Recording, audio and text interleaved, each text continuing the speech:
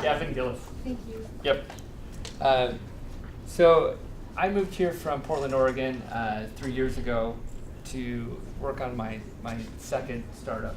And I worked in Oregon and went to law school, worked in international business, did a startup with my brother, came here and formed a startup that came out of some consulting work I did. And the theme of the topic tonight, how many people of those, I got some hands before we started about how many small businesses are here, but how many of you would classify your small business as a startup? Okay, awesome. Okay, so I can speak directly to startups. Since it's Small Business Festival, we want to be inclusive of all the people that wouldn't call their business a startup, but since we're all fairly represented in the startup world, I want to talk to that. So startups, by one definition, are a project in search of a business model. So you're actually, your whole job and the whole reason why you've got this together is to find a business model that is then, and this is an overused word, scalable, and can be built out into an actual business that you can stop saying startup. So hiring employees, having predictable revenue, and whatever your final growth strategy is. A going concern, an IPO, being acquired by a larger company. And there's lots of ways to get there and get there fast. So who's heard the advice before, follow your passion? Okay. And it's a great thing, and it sounds right. Doesn't it sound right? Yeah. But how many people do we know follow their passion to financial ruin, or it's really just a working sabbatical where you take 6 months off of your real career, you follow your passion, and then you have to go back and work again with less savings and more credit card debt.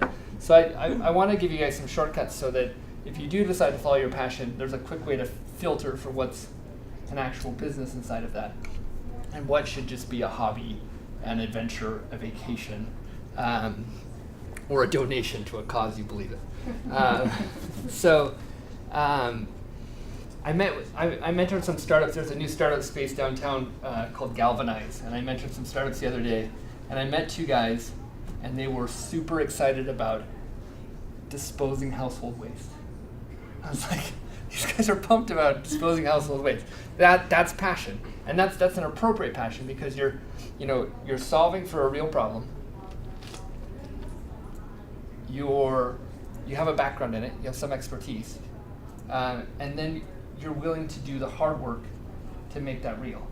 And what I'm saying is, if you want to start a restaurant, you can. There's a great failure rate, but if you have a special angle on it, maybe you can pull it off.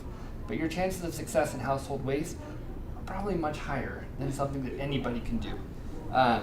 As mentioned in my bio, I've put on over a dozen hackathons or participated in the formation of them. And for people that aren't technical, a hackathon is where you come together for a weekend or a couple of days and you write code and you try and build a software product, and then you launch it that weekend.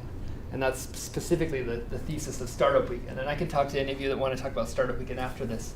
But the idea is let's test out the whole first 6 months of a business in 48 hours or 52 hours and see how well it goes. And that's great, and I recommend anyone to do that because it's a great test just to see if this is the lifestyle you want to live and work at that sort of pace. But what I see time and time again as I judge startups and I mentor startups is you solve not for the things you're good at, but you solve for the things that you're experiencing at that time in your life.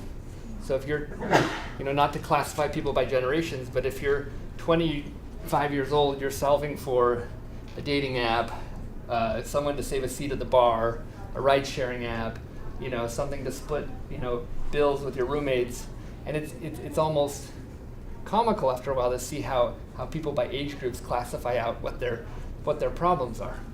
Instead, find something that you can actually, make a dent in the universe on, and then punch from there. My dad actually had a startup. He had an electric car company when I was a kid. And this is before there was Elon Musk and cool electric cars. These were kind of glorified golf carts. And they there was no $3 gallon gas or $4 gallon gas to get people excited about electric cars, and there was no Al Gore and global warming and things like that were exciting in the early 90s. Gas was $1.10, and batteries weren't near as good as they were. But the interesting thing about growing up in that startup world then was you go to electric car shows, and it was either hippies, trying to protect the planet, or like survivalists buying solar panels and living off the grid. And so we had these two ends of the political spectrum coming together over an interest, which was alternative energy and electric vehicles. So it's really cool when you start a startup. Is one of the first things you want to look for is who is your tribe. And I'm using language from Seth Godin, who's a wonderful blogger and author. But look up his concept of what a tribe is. What was his name? Seth Godin, Godin. Thank you. And what Seth Godin says is there are tribes, and I work in magazines currently, and we represent over 300 different print magazines, and we digitize their stuff, and we make apps for them, and we shoot VR video, and we do some really cool things for magazines. And there is a magazine for everything. And a magazine is a great distillation of what a tribe is. There's a magazine for crocheting. There's a magazine for nail spa professionals. There's a magazine for baristas. This is a classic tribe. This is a group of people around a certain interest that are hyper passionate about it. If you think about your own interests, there's one interest that, like when you're in polite company, if I ask you what your hobby is, you might say mountain biking, but your other hobby is assembling, I'm not gonna guess, but assembling model airplanes or something. We have like a public hobby, and then we have like a real passion. Can you align your startup with someone's real passion?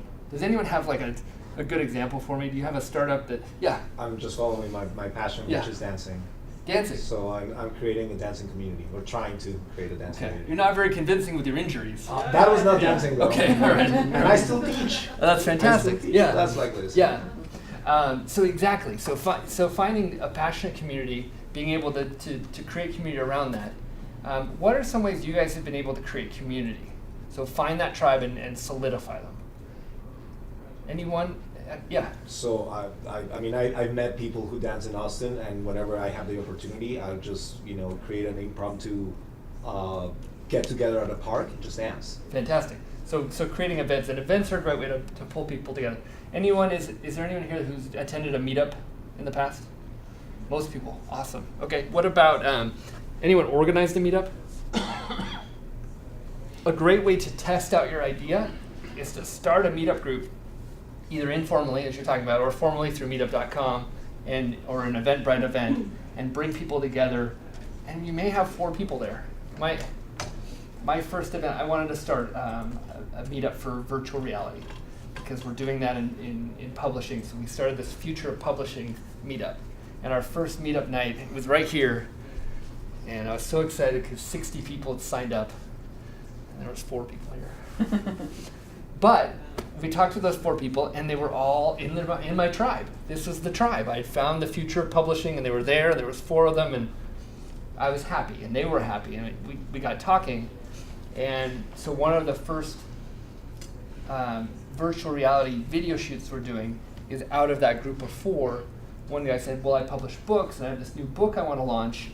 It's on custom cars, like not just modified cars, but ones that were built from the ground up by people that engineered them and created them themselves. And there's one person in the world who has the most of these, and his name's Jay Leno. And we're going to go shoot at his garage. So how cool. Out of 4 people, I got probably one of the best opportunities to debut our new product, to launch his book, to talk about the future of publishing, out of a small little meetup group of 4 people. Please join, by the way, if you're interested in publishing. I need more than 4. But a meetup is one way to test out that idea. How about, Erin was just here. A lot of you heard for that. She's talking about PR and social media. Anyone have a blog? Right? No one writes. Okay, 2. There's no Great. time. I know, it's hard. No, it's so hard. No time. So blogs are a good way to create community. There's LinkedIn groups. Those work, especially if you can build an audience. There's Facebook groups. It's nice online. I love the idea of events because it's in person. We're in a big town. There's a lot of people, even if you don't think so, that do share your interests. Other ideas for creating a tribe and a community? Anyone? Okay, we're gonna move then from there. So once you have your tribe, they are not your mass market audience. So imagine you're launching a product or a service. They're not the people that will give you your millionth sale, but they'll be your first 100 sales. So all good advice. And my favorite essayist, because I have some readers in the audience, my favorite person who writes on this is Paul Graham. He's the founder of Y Combinator, which is a very successful startup incubator, and he writes phenomenal essays. But he talks about, one of his essays is about satisfying, and I'll remember the name of it here, but about satisfying your early adopters. So take those 100 people that are passionate about your topic, and then find ways to make them ridiculously happy. There's a very good business coach here in the room who makes his clients ridiculously happy. And have you ever got a referral from the work you do? Oh, definitely. I'll let you toot your own horn for a second. So tell us what you do, and tell us about any repeat business you've had off of your coaching. Definitely, I focus primarily on sales. I love selling. I love helping folks and coaching. So as we just mentioned, I started my own Meetup group. My first Meetup, I had one person there, my one tribe member. But we had a great conversation. We were geeking out about sales, technologies, tools, techniques. And then from there, it grew to a couple more people, a few more people. I had one last night where I was unaware there was a Fortune 100 company, an employee in the room, and he followed up today with the opportunity to lead a webinar for a larger sales organization at a line of business within that company. So it was a really neat referral, very surprising. I was unaware, but yeah, I love selling. I love coaching folks in sales and helping them with generational differences. So Congratulations. So, thank you. So that's an example. It doesn't take a lot to kick off something big, but if you don't, remember that proverb? It's about the best time to plant a tree is 20 years ago. Second best time is today. So you can start today, and you can start small, and that's fine. That works really well. Do you want to talk a little bit about the growth of your company? And because I'm also a customer. Yes. Hi.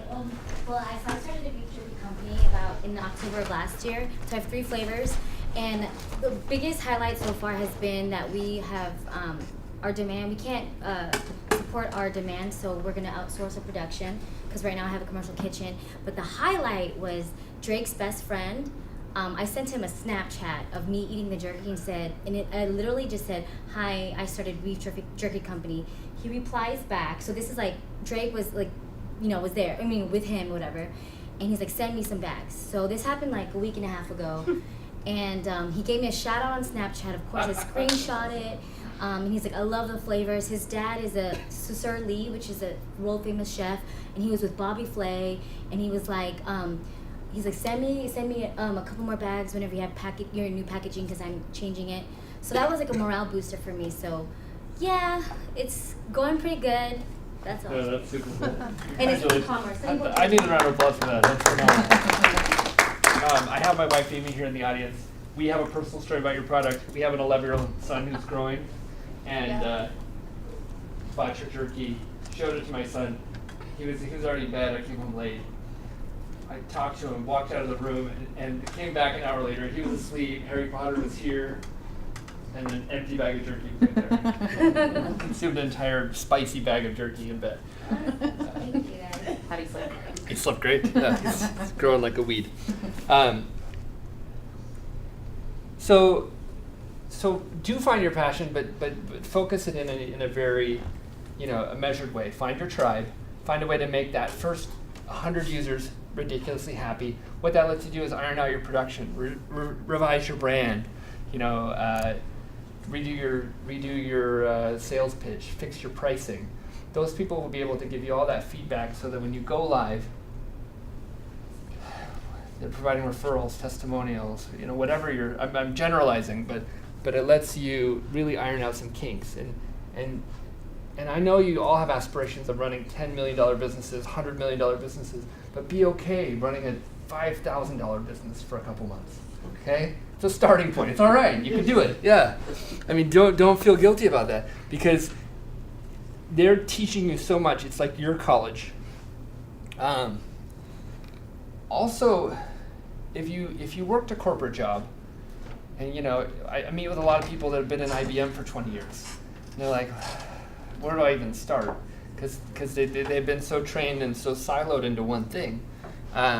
Think back on your skills, because you learned incredibly valuable things that when you look at all the people starting a startup, they don't have that skill set. So find a way to either bridge that skill set into something new by maybe one thing, having a family and raising kids and doing startups.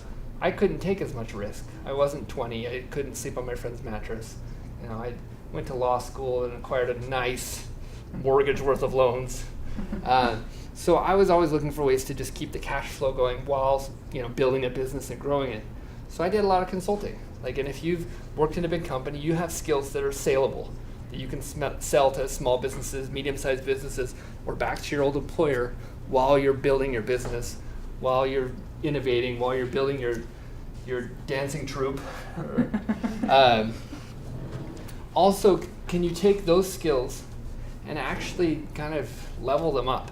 You know, go and, you know, double down on what you learned inside of a large organization or at college or, you know, in your past life, and look at the future where that industry is going and jump ahead of it. So think of ways where you could say, you know, this is where everyone's at.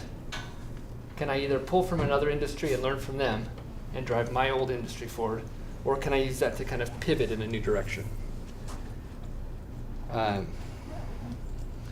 One more thing with this tribe is I'm hoping that you fail. I'm hoping you disappoint a customer.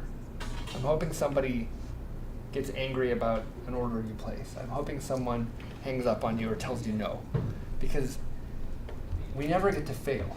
Okay, you go to high school, grade school, middle school, college, and failing is so bad that everyone avoids it. And the teachers grade because they don't like failure. Everyone hates confrontation.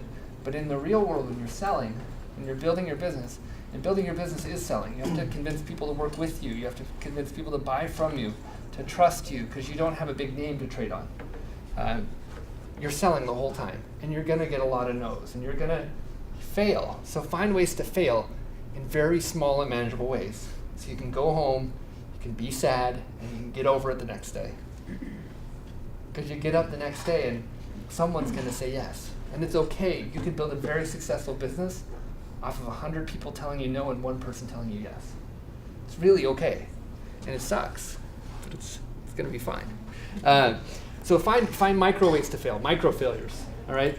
It's just like going to the gym and you're tearing little holes in your muscles and you're rebuilding them up. So that's why I endorse hackathons. If you can go to a startup weekend or some other event where you're actually pitching your business or working on a business idea, it's a chance to take that failure and put it somewhere safe. You know, work on someone else's business for a weekend. Do a side project. Do something where you can get that interaction of saying, I screwed up, you know, so sorry, this is how I'm going to fix it. Do you have a story? Yeah. No, quick question Yeah. on the hackathons and Yeah. all those startups. How do they keep the intellectual ownership of your ideas? Do they protect you on that, or? Usually people just come with ideas they want to work on with the team. We can talk about this afterwards, but Okay. but I mean, my background was intellectual property. Right. You usually, well, let me back up. This is a better topic. Ideas are cheap. Even if you have the best idea, it's really, do you have someone to sell it to that's more important? So if you went into a hackathon and said, you know, hey guys, I just left Dell, and Dell is, you know, for the last 5 years they've been trying to develop this new processor, you know, and innovate around Intel, and they haven't been able to do it, but I have all the IP to do it. Come work on it with me for the weekend, and we'll sell it back to them. You probably shouldn't take that to a hackathon. You know, Okay. that's a great opportunity. Okay. If you've got an idea like, you know, I'm going to find a way to do like crowdsourced farming. Everyone's had an idea. Take it to a hackathon, work on it. It's a great thing. The ideas are cheap. The execution's hard. If you and I have the same idea tonight, and we both start right now and work on it, and I work with this half of the room and you work with this half of the room, 1 hour from now, we will have 2 completely different businesses. Okay? Because there's so many different ways to get to the same solution. So don't be so afraid of the IP. If you really have something ingenious and let's talk, we'll go into business together, that's great. But for most things, the idea has been done and tried before, and it's about you doing it better or harder or faster than the last person. So how are we for time? Half an hour. Great. I want to do an experiment. So let's practice a micro failure. So we talked about the half the room. I want to split this room in half, and I want to give a couple of you a chance to practice. Okay? So all we're going to do is practice a pitch. And a pitch, if you're not familiar with startups, a pitch is where you, in 60 seconds, introduce the key values of the company that you're trying to form, and what the problem is you found, what your solution is for it, and how you're going to get there. So I need some help with idea generation. Do you mind, Odessa, writing on the board? I need 4 words. Can I get 2 nouns from this side of the room? What's a noun? Any noun? House. House. So write house up there. One more. Car. Car. Great. Give me some. I know I need 2 wild words over here. Berry. Bury? Like to bury someone under the ground, or No, bury no, like you bury eat? free. Bury that you'd eat? Yeah. Nutrition. Nutrition. All right. This works. Okay. So what I'm going to do is divide this room in half. And Richard, can I get you to be kind of team facilitator for this side of the room? What you're going to do is you're going to take the words car and nutrition, and you guys, this group, you're going to put your heads together for about 3 minutes and come up with a business pitch for car and nutrition. You can name it whatever you want, but the theme, it has to be car and nutrition. Okay? So you'll have 3 minutes to work on this. Azim, you want to run this side of the room? Okay, so you're going to work with this group, and you're going to work with house and berry. Okay? House and berry. So just lean in. You work 3 minutes and give us a pitch on house and berry. Oh, sure. Okay. What are the questions again? It's like what? Berry. And then what? We're coming up with a pitch. Yeah, the pitch like. So we're pitching. Can you tell us a little bit? You said a couple things. Like, what are the elements of a pitch? So the elements of the pitch are 3 things. One is identify a problem, and for this case, you can make it up. Okay. Sure. So what's a problem that people face around your topic, and then what's your solution? What technologies are you using, or what types of business model are you using to create this company? Okay. So that's just the problem and solution. It's also known as pain. So what's the pain you found, and how are you going to solve that pain? Okay. Okay. Go ahead. I have one for house. All right, good. A real agent. All right. Who did the speech? Okay. Yeah. Oh, he speaks all the time. You want to try it? Yeah. Okay. All right. It's your baby. We have a pitch It's person? your. It's your drone, Barry. All right. Tell me your It's name. exciting. Camera Gavin. Hey, Gavin. All right. And your name was? Rodrigo. Rodrigo. Rodrigo, you're up first. All right. Okay, Rodrigo is speaking out. You guys house berry. So, you guys usually start off your career, work 8 to 5, don't have much time to buy a home. And in the times you have, you get disappointed with the homes you look at because you didn't have a chance to get a good photographs of the house, or you just, the picture looks one thing, when you go see it, it's frustrating because you spend time looking at a useless house and the market moves fast, the good houses go by real quick. Our solution for it is real estate agents will have drones inside the homes that they want to show, and from your computer you can log into the drone and you can see multiple houses in a matter of an hour. You take a lunch break and you start seeing the houses, you filter out the ones you didn't like, and you tell your agents maybe 3 to 5 houses you like from the drone, because you get to see the rooms, you get to see the floor, you get to see the ceiling, and the berry comes in the name. It's a berry drone would be the name of the company. Drone. Berry improves the productivity, and you can do a lot fits in one small box. So that's our idea. It's a stretch, but I'll give it. Good job. Thank you for presenting. Good job. All right. I like that. That was great. So they identified a problem, a pain, it's hurried people trying to buy a house, trying to understand, what's out there, but it goes fast, so they can have a more intimate view of a home by digging in and flying a drone around and crashing into the walls. Yeah. Like, good. Yes. I was at the Google Fiber this morning, and there is a guy who's just trying to break into that market, working with a real estate company and doing that drone thing. You guys are already onto it. Inside. Yeah. We'll be into it. Indoor I drone. wasn't there. Yeah. Yeah. That's What really is it cool. called? Yeah. Same idea. Droneberry. That's Droneberries Great are. idea. You're talking about it, and Yeah. someone else is just out there. But That's you're right. exactly you're making my point. The ideas are into the cheap. market. The ideas are everywhere. Yeah. Yep. Exactly. And Droneberry would be a different name and a different approach. Yeah. Excellent. So good job. That was really cool.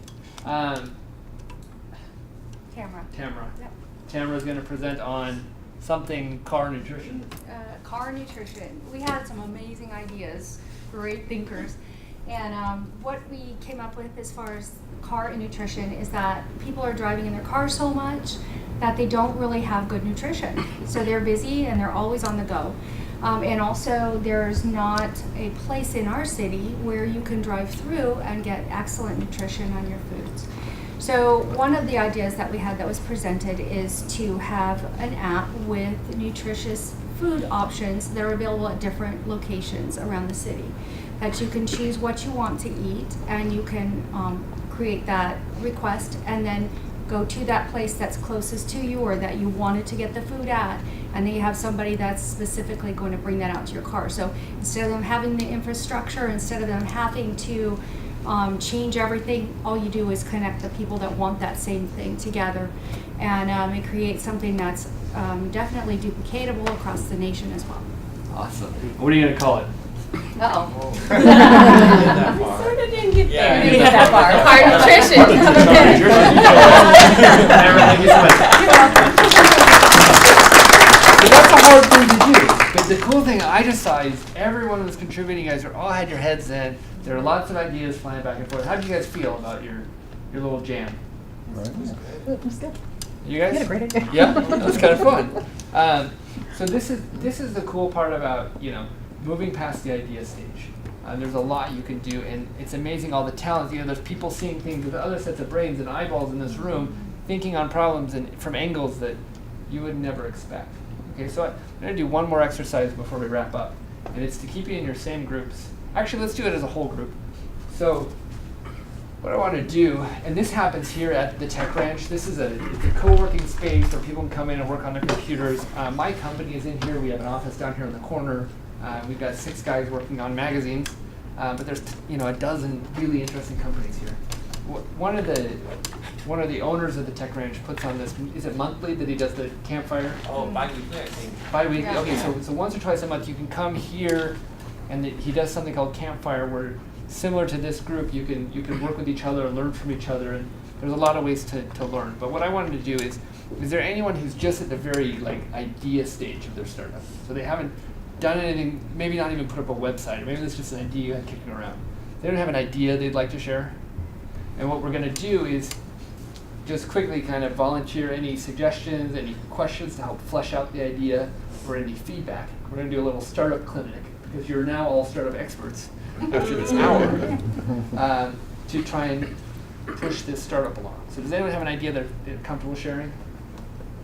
I had an idea back in college that Yeah. I did a patent check on, and there was something somewhat similar way back in the day, like in the 80s in Japan, so I never pursued it.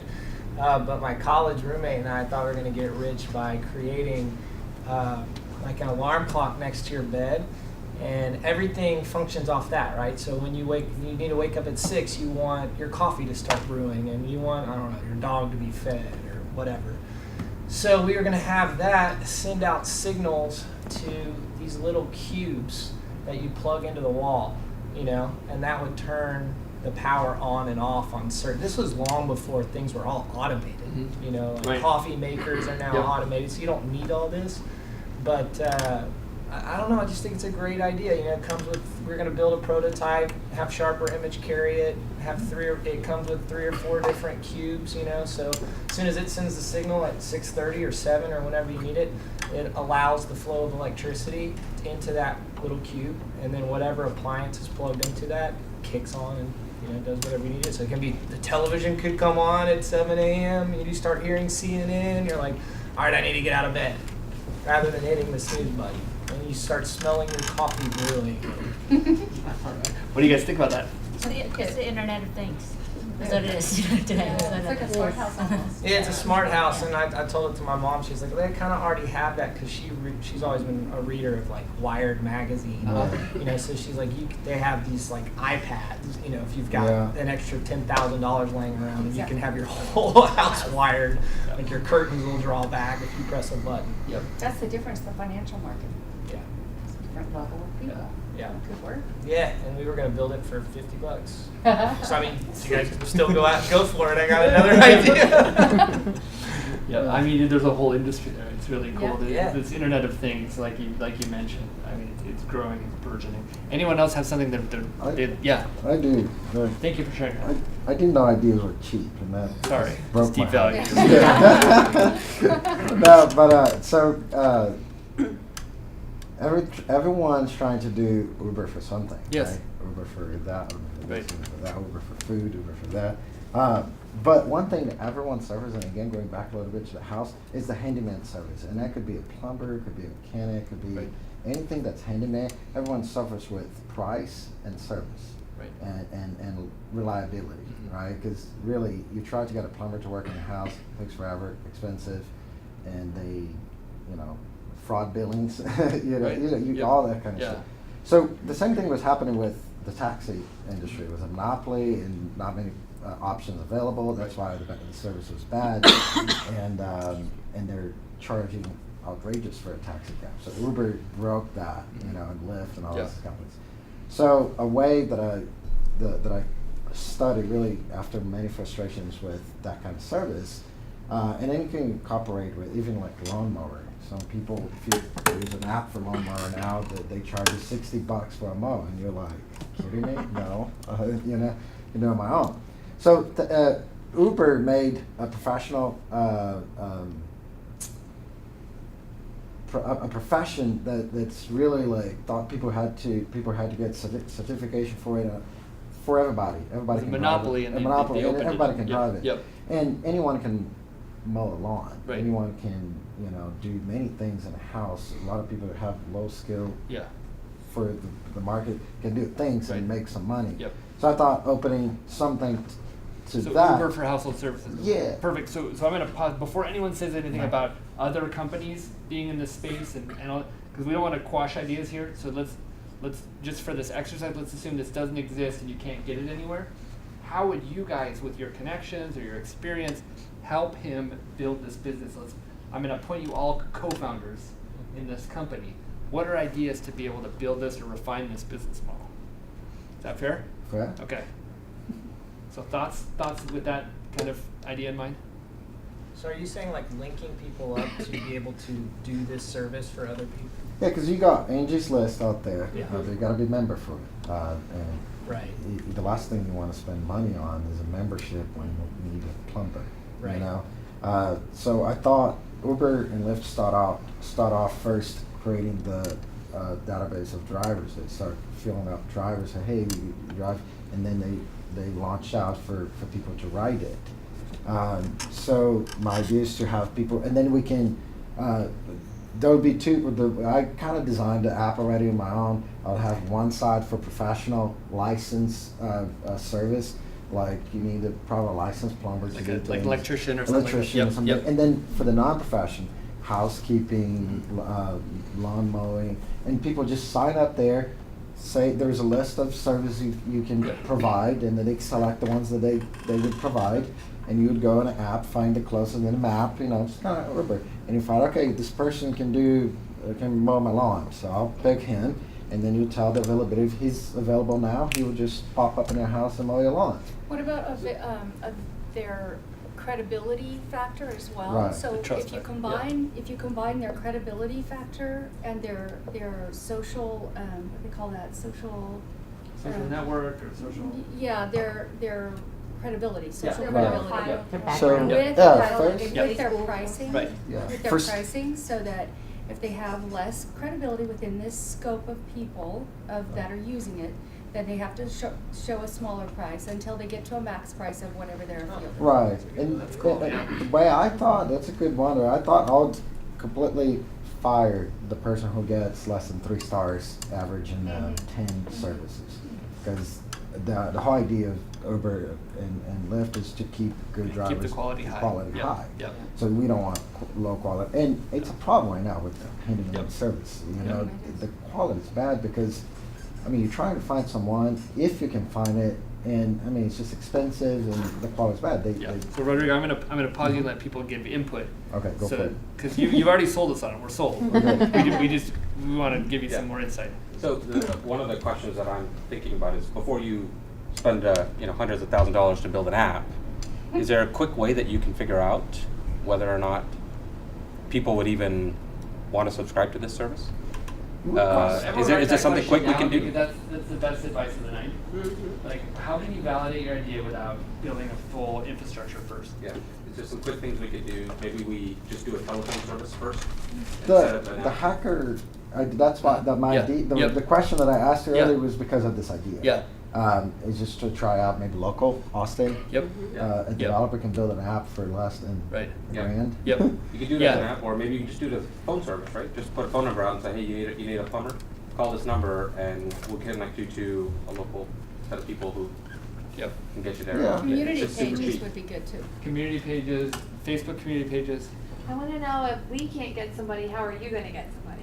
Because like the guys are so busy. I know we were in the same problem. Our cabinet door fell off like Yep. 2 weeks ago. It's still off. Like, how are you going to get them? How are you going to motivate I'm them here doing to this. come to your? A year ago, 2 years ago, no one wanted to drive a car for other people. No one wanted to be a taxi cab for anyone. Yeah. But they saw the opportunity as a part-time. It's like extra money for income, people. extra income. Yeah. So you're going to Yeah. get it like not just because that's a good point. Yeah. Like right now it's only full-time professionals that would be. Right. That guy's not gonna give up a big job to come for your Right. And cabinet if so, door. are you going to open up like the hours in the evening, like that I could do it Absolutely. after work? Because that would be Absolutely. like really nice. You wouldn't just come home from work. Absolutely. Right. And even Good point. in an app would have like a link to online certifications they can take. I mean, some of these certifications for all kinds of stuff you can take in a day and be certified and ready to work. People don't know it. So we would have like suggestions for certifications where, oh, you want to be a plumber? Do this, this, and that. Here's the steps to Give be a them more plumber. skills. Yeah, and because maybe you already know, because you did it with your dad for so long, all you need is certification. There are a lot of people out there that, would, or mow the lawn, no one needs certification. I'm a really. daughter of a plumber and an electrician, so you're gonna have to really those things are really hard to And do. the liability is Yeah, and intense. so but I like the other side where it can be just casual, like I'm Andy. I'm Right. gonna Yeah. help you Right. out. Or like house good. and beer. Yeah. That's Yeah. really where you're gonna get it, because Yeah. like any handy person could come and put this cabinet door in our house, Exactly. please. Yeah. Yeah. Yeah, it's really And they Between can't us, it's rewire complicated. my house. Right. I had worked in this coffee shop for a long time, and this guy came in and he posted, he was like out of work, and he posted this sign up, and it was like, it wasn't like I'll do anything, but he was like, I'm a handyman, like for half an hour service, whatever. And I asked him a few months later, like, if he got calls. He said he got calls all the time. Like an old lady called him to come move the oven and get something from behind the oven. I mean, just like all There's kinds that of needs stuff. everything. Yeah. Yeah, but the other question I have for you is, how do you make money if you don't want to charge if you don't want to charge $60 lawn care? Then how do you make your money? So me as the business owner? You as or the provider? manager of everything. Well, me, I'll just charge a fee for every service. As the business owner, just like Uber does. But I isn't won't that? be part But then of it. you're honing into the Angie's List thing again. Well, it's not a membership. So every service you request, it's going to charge you $30. The provider makes $28, and I keep it $2. And of every service, the company keeps $2 of every service, or 10%, whatever. It's the fee. Yeah. And the way the provider, the person who's doing the job, will make money is based on volume. Yeah, because you Yep. provide jobs for them. Yeah. Yeah. With One more question subcontractor. for Rodrigo. work on it. Are there legalities to do with being a contractor for subcontractors? Right, just like with Uber and Lyft, they're not an We're employee. not having any problem. Yeah, They got this. They Yeah, got this, yeah. they're not their employee. I mean, It's a we. referral. Yeah, we as a company would provide maybe $1,000 insurance on a service or warranty on a service, because they have insurances that you can purchase on large quantity for jobs, and it would cost cheap for the for the company. Let's say if I keep $2 on that service of $30, I'll probably have to pay 50 cents for an insurance of $1,000 warranty on the service. That's a little tricky spot. I've been in a business like that before. It's a little, not Right, not insurmountable. right, but Right. Well, thank you for jamming on Rodrigo's idea. Anyone else have, I just want to wrap this up with, one, I believe in all of you. Thank you for coming and trying tonight. Being here, just showing up to things means you're taking big steps, okay? There's a chance of failure and rejection and everything we do, and the fact that you're here means you've already crossed a threshold. That's really cool. Second, all these dreams are achievable. You can follow your passion, but follow it within smart guidelines. But like Azim said, what is the most, say it again, you said it better than I did. Oh, I just You said, asked is there a quick way to validate your idea without overspending and overinvesting? Yeah, and that could be, I put up a single page website, some of those are free. I capture emails, I drive traffic there from my Facebook friends, and I see if 50 people will sign up to come to my event or to buy my jerky or visit my blog. Something really simple that you can do, just say, I got my first $5,000 in the door. With that, I'm going to open it up to questions. Anyone have questions for me? We're good. All right, well, have a good night. Appreciate your time. Thank you.